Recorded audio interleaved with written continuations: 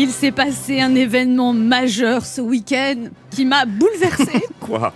Meghan et Harry renoncent à leur titre royal. Non. It is crazy, stunning, incredible. Non mais comment on peut faire ça? Renoncer à être princesse? Moi j'aimerais tellement qu'on m'appelle princesse Anne ou tout simplement Majesté Romanov, son Altesse Sérénissime. Oui. J'aimerais tellement avoir un château, un carrosse, même si pour ça il faudrait que je me tape Harry. Harry et Meghan ne veulent plus être membres actifs de la famille royale. Ils ont trop de pression. Chochotte. Il faudrait leur faire vivre la vie d'un smicard à qui on annonce qu'il est viré de son boulot. Là, ils vont voir ce que c'est que la pression.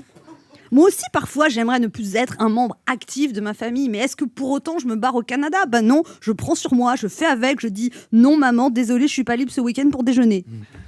Renoncer à être un membre actif. Moi aussi, parfois, j'aimerais bien rencontrer des membres plus actifs en dehors de ma famille. Pardon, je m'égare. Pas de quoi. Vous voulez en venir où, là? Quand on pense à toutes les petites filles qui rêvent de devenir princesse et d'épouser un roi, et Meghan, elle dit non, trop de pression, bye, too much pressure, it is difficult. Enfin, il va falloir du coup changer la fin des contes de fées, ça va plus être. Ils se marièrent et eurent beaucoup d'enfants. Non, maintenant, ça va être... Ils se marièrent et renoncèrent à leur titre royal à cause de la pression médiatique, puis ils exploitèrent leur notoriété pour gagner beaucoup d'argent en faisant des placements de produits sur Instagram. Non, le truc le plus fou là-dedans quand même, c'est que Harry renonce à toucher 4 millions d'euros par an. 4 millions d'euros par an, mais moi à ce prix-là, mais ça me dérange pas d'être poursuivi par des paparazzis, de faire la potiche dans des cérémonies officielles en souriant d'un air niais et de me taper un rouquin ennuyeux avec un début de calvitie. 4 millions d'euros, ça fait 330 000 euros par mois, 10 000 euros par jour. Il n'y a pas que l'argent dans la vie, mais comme dit le proverbe anglais que j'ai inventé, money is good.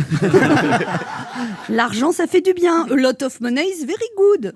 L'argent n'a pas d'odeur, mais ça aide à parfumer l'existence. Après, non, mais je comprends, ça doit être dur d'être poursuivi par des paparazzis. Moi, par exemple, je vois aucun paparazzi ne me poursuit. Pourtant, je fais attention, je cours pas très vite. Hein. Non, mais ça, c'est vrai qu'aucun paparazzi me poursuit, mais c'est parce que personne n'est au courant de ma liaison avec Brad Pitt. Quoi? Je n'étais pas la personne, je ne veux pas en parler. J'en étais sûr. On est très discret. Quel chanceux, ce Brad Pitt!